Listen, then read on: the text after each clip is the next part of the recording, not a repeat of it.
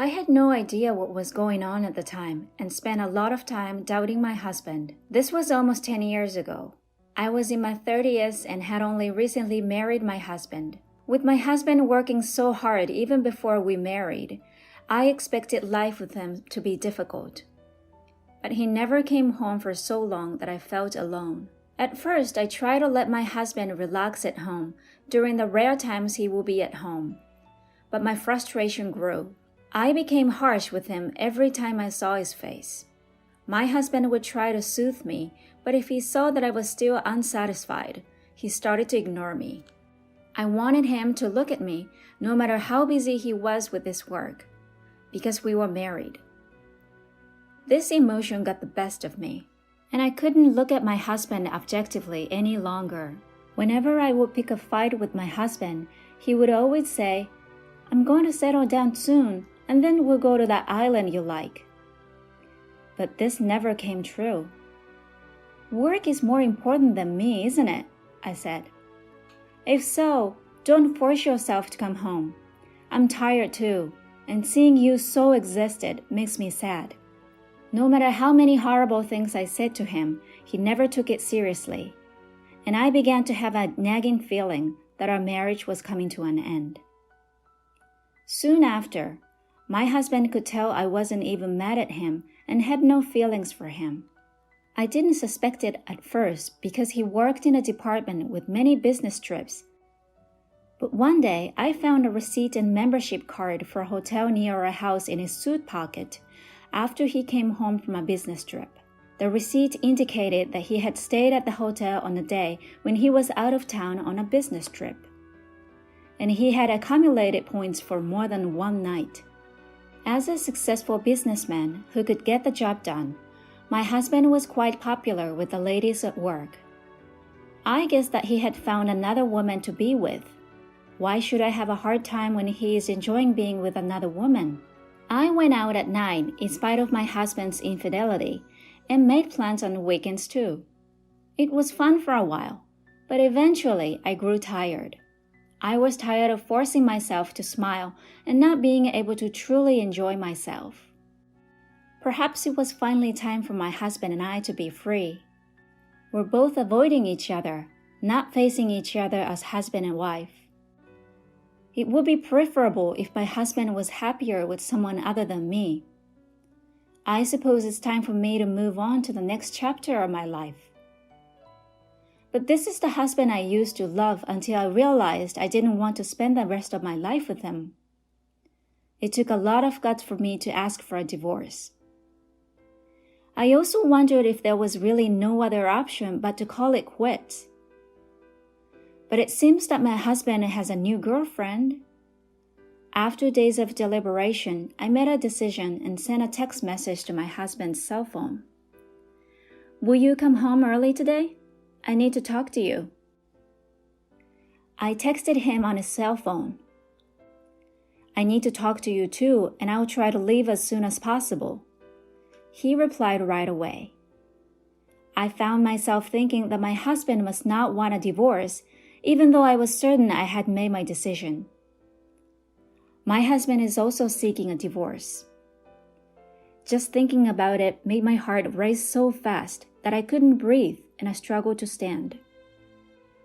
My husband's heart was not with me, it went to someone else. Let's not cry anymore. At the very least, I should end things with a smile. I made my decision and waited for my husband to return home. It was shortly after 9 p.m. when my husband returned home. He'd lost an unexpected amount of weight. His kind eyes and tone of voice remained the same, but there was a gap between us that seemed insurmountable. My husband, who had never been a man of many words, kept looking down and remained silent except for a few words while I spoke. I wanted to end the conversation with my husband in a respectful manner because I felt he was making a lot of fun of me. We were a married couple, albeit for a short time, and we were about to divorce.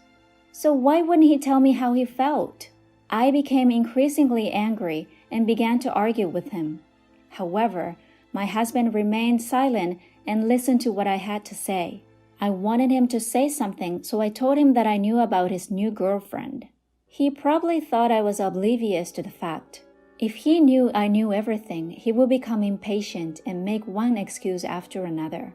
Hearing my words, my husband looked at me in surprise, then smiled briefly. After a brief pause, he asked, "What, you knew?" I said. Strangely, I couldn't help but laugh at his joking tone, which made my husband laugh. And for the first time in a long time, we laughed together. Regardless of the topic of the conversation, I was overjoyed to be able to laugh with my husband like we used to. We were able to talk again after that, which was a strange sensation. Perhaps it was because he found out I knew about the affair. My husband's face appeared to be revitalized. "Let's stop attacking each other. I don't want to leave you because I don't like you," he said. My husband agreed to my proposal, and we decided to clean our room and share our belongings so that we could leave at any time. They were all precious memories, but they were all things I wanted to keep hidden for a while. My husband has always been the type of person who uses things he's had for years, but today he hadn't hesitated to throw them away. His grace overwhelmed me even more. "Take anything you want, it's all my fault, so this is my atonement," he said when the room was clean and tidy and we only had each other's belongings. My husband's eyes seemed to well up with tears as he said this. Did he feel sad as he cleaned up the mess? That was very clear to me because I felt the same way. You still have time to think about it, don't you? Let's clean up one step at a time. I decided to take a break for the rest of the day after cleaning up the entire mess. I took a bath to clear my mind. I should be able to get compensation from my unfaithful husband, but it was clear that our relationship had already ended. Besides, I don't want to taint my memories of my husband any further. As I was getting ready for bed after the bath, my husband entered the bedroom. He climbed into bed and gently drew me into his arms. "Hey, this is weird, and I feel bad for your girlfriend," I said. My husband said quietly, "Just one more time, I want to be by your side." I stiffened slightly. He was trembling as he wrapped his arms around me. "Are you crying?" I asked him, but he didn't respond. I noticed that his body was lighter and more bony as I stroked his back. "Are you sure you're well? You appear to have shed some pounds." When I said this to him, his body stopped shaking. "I've been cutting weight," he said, pulling his body away from mine, taking a deep breath. "Okay, is there anything else I should know? Are you sure you're okay?" It had been a long time since I had touched my husband's body, and I was surprised to see how different it looked from before. My husband's physique was always stocky and muscular. Even when he was busy, he enjoyed working out, but he told me, "She likes me like this." I was sad once more. He's doing it for her. Why doesn't he just forget about me if he enjoys being with her so much that he loses weight? I see. Then there's no need to cry because it's the last day, or is it tears of joy? To keep my sadness at bay, I said something sarcastic that I didn't need to say. "You're still the same. I like that part of you too. I wish you a happy life from tomorrow. I'll be praying for you wherever you are," my husband said lightly. After saying that, my husband began to snore. He was a man who moved at his own pace until the end. I hope so as well. I fell asleep after murmuring to his sleeping face. I overslept the next day because I had stayed up late cleaning up the room the day before. My husband was no longer in bed when I awoke. When I entered the living room, I noticed an A4-size envelope on the table, and when I opened it, I discovered a bank book and a slew of documents inside. When I removed everything, I discovered that it was related to our marital property. There was also an unusually large sum of money in the bank book in my name. And I discovered the divorce papers in a small envelope. My husband's section had already been filled, so all that remained was for me to complete and submit mine.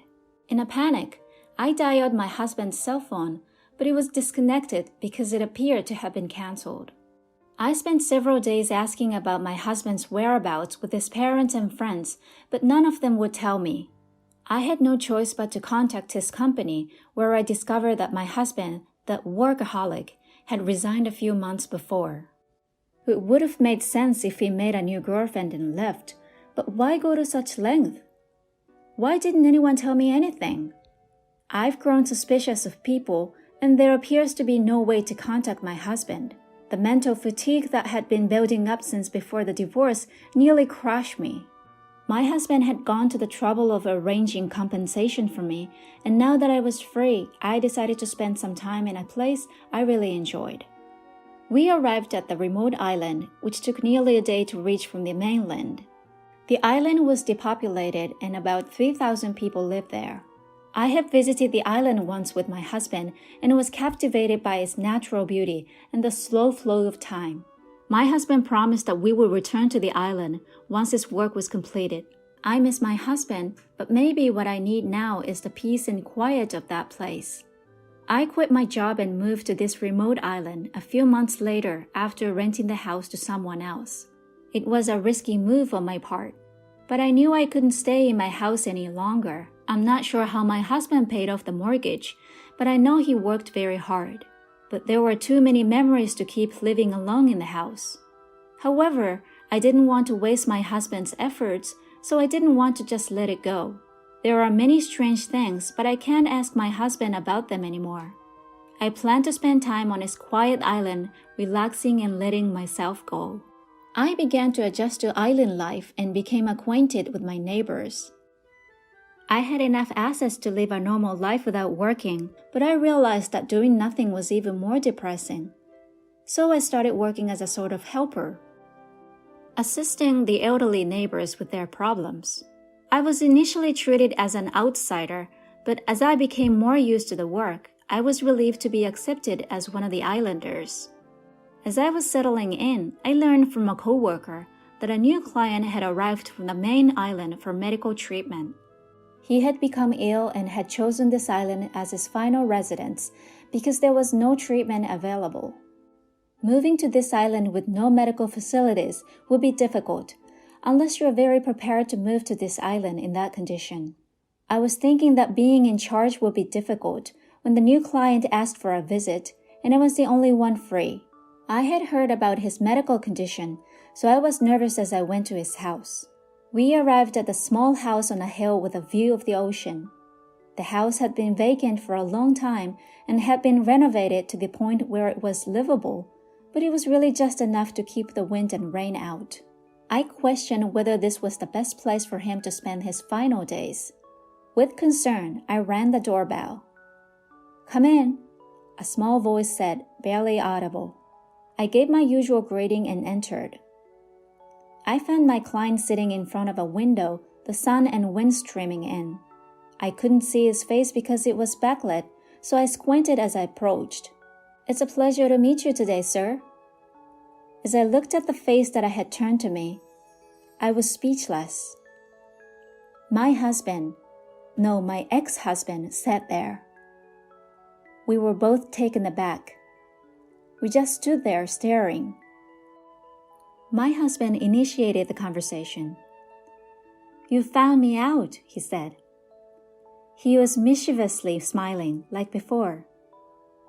"What exactly are you doing here?" I was so confused by my husband's presence, the fact that he wasn't supposed to be there, as well as the information I had heard at work, that I couldn't speak properly. My husband grabbed my hand and forced me to sit next to him. He sat next to me and held my hand until I relaxed. I couldn't think of anything to say to him, and as I sat there, I heard a voice at the door. I wiped my tears and opened the door, where an elderly man stood. He seemed surprised to see my tear-stained face, but he bowed, went inside, and sat down next to my husband. "How are you doing today?" he inquired. He spoke in a soft voice. My husband said that there was nothing unusual and began chatting with him. The elderly man was most likely the island's only doctor. I remembered my colleagues telling me that there were no inpatient facilities on the island and that the clinic nurse and doctor were the island's lifelines.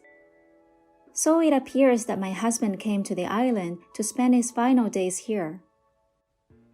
Although it was his decision, I listened intently to their conversation. I was wondering if there was anything I could do to help. My husband's doctor left after about 10 minutes of casual conversation. I couldn't help myself and ran after him. I guess my flustered appearance startled him again, but when I told him of our relationship, he seemed to understand. I questioned the doctor about my husband's condition and future treatment, but he said, "I can't tell you without his consent." Maybe he felt sorry for me and said, "He won't be able to walk by himself very soon. It seemed a shame for him to spend his final days alone, so please be there for him." I was stunned. What became of my husband's girlfriend? I returned back to the house with heavy steps, where my husband was waiting.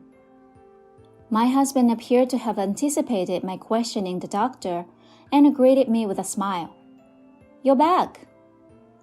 I couldn't leave without my husband, so I asked him to let me spend the night. My husband's house was only a few pieces of luggage and a couple of futons. It was the first time I'd slept with my husband since we discussed divorce. As I cuddled up under the covers with my husband, we told each other how we got here. I was eager to ask about his illness, but I decided that it wasn't time to talk about painful topics, so we reminisced. This was also due to my feelings about his relationship with her. I asked him if he hadn't brought her to the island before I asked to stay, but he just laughed and covered it up. The fact that he didn't say anything suggested that there was a sad event. I was careful not to hurt his feelings by asking any more questions. The next day, I informed my employer of what had occurred and decided to take some time off. I want to spend what time my husband had with him. I took my husband, who couldn't walk very far, around the island in a wheelchair. There were places I remembered from my previous visit, places and scenery I wanted to show him for the first time. It was satisfying just being together. I wish we'd been this close when we were married. Even after my divorce, I discovered that the feelings I had grew stronger. But there's nothing I could do about it now. My husband would be confused if I told him. Like friends, I would stay by his side. The good times were fleeting, but the disease was gradually taking its toll on my husband. His physical strength had deteriorated to the point where he could no longer go out or even take the long-awaited walks. Even daily tasks became difficult, and he began to doze off and fall asleep more frequently. The doctor came to see him every day, but the only relief was that he was no longer in pain, and I couldn't believe that this was natural and that he would leave me so soon. I nursed my husband, never leaving his side for a second, so he wouldn't be alone when he awoke, which could happen at any time. Sometimes he'd wake up and tell me the rest of the dream he just awoke from, and other times he'd tell me about long-ago memories as if they just happened. I loved every moment, and this love exacerbated my sadness. My husband gradually stopped waking up after that. When we stopped talking, I stayed by his side, reading his favorite books and telling him about the sights and sounds I'd missed so he could understand. I wanted to tell him about a beautiful sunset one day, so I held his hand and tried to speak to him. My husband's hand was cold to the touch. He was barely breathing, and his chest moved in an unnatural way. I panicked and called the doctor, who said he would be there right away. I waited for him, feeling as if my heart was being ripped out of my chest by the out-of-control situation. I hoped it was a misunderstanding. I wanted him to reassure me that everything would be fine. However, when the doctor arrived, he took a look and said, "His blood pressure has already dropped quite a bit. Let him go in peace. I believe he wants you to stay with him, so I'll sit this one out. Don't worry, I'll be right there if anything happens, so please stay by his side." The doctor then said goodbye to my husband and walked out. So the time has come. I knew it would come, but it was unbearable. I was delighted to have met you. There were some challenges, but the truth is that I adore you. I held my husband's hand and whispered in his ear. Then my husband gently squeezed my hand back. It was medically impossible, but I clearly felt it. Soon after, he took his last breath and died quietly. I couldn't stop crying, but I was glad to have been there for him at the end. I was so busy after he had died that I didn't have time to mourn until after the burial. When I finally got home after cleaning up my husband's belongings, I noticed that mail had accumulated like a mountain. I was struck by the nostalgic handwriting I discovered as I went through them one by one. My husband had written dozens of letters. I wondered how long it had been since I had spent every day with him, trying to keep as close to him as possible. His letters started on the day of our reunion. My husband had moved here in the hope of seeing me again, but he didn't expect to actually find me here. It was difficult for him not to notice how surprised and delighted he was, it read. I couldn't stop laughing at how funny my husband's letters were.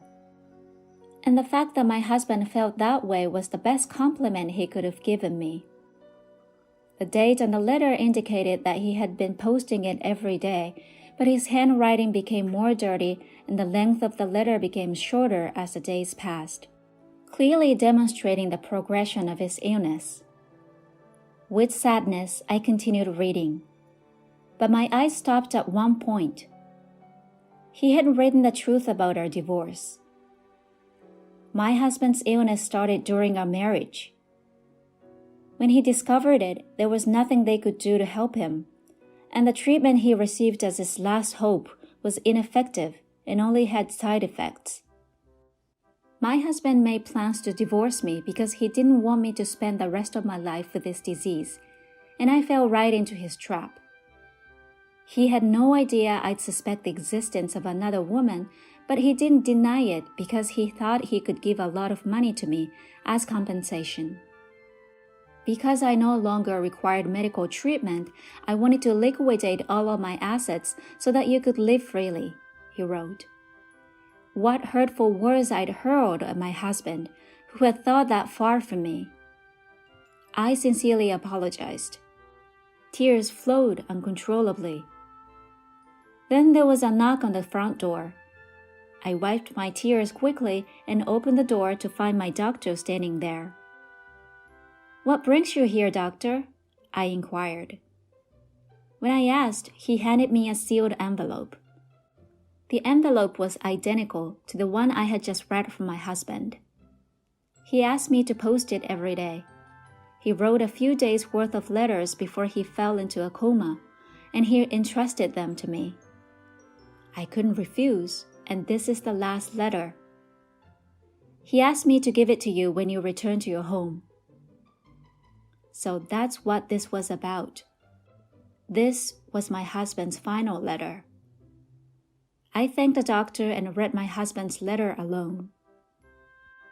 When I opened it quietly and calmly, I found a thin but clear note that said, "Thank you, I love you." We had come so far, but our hearts remained connected. I love you too. When I said this, I thought that I saw my husband's portrait's mouth smile a little. I am still living on this island, decades after my husband died. I am now officially recognized as an island resident.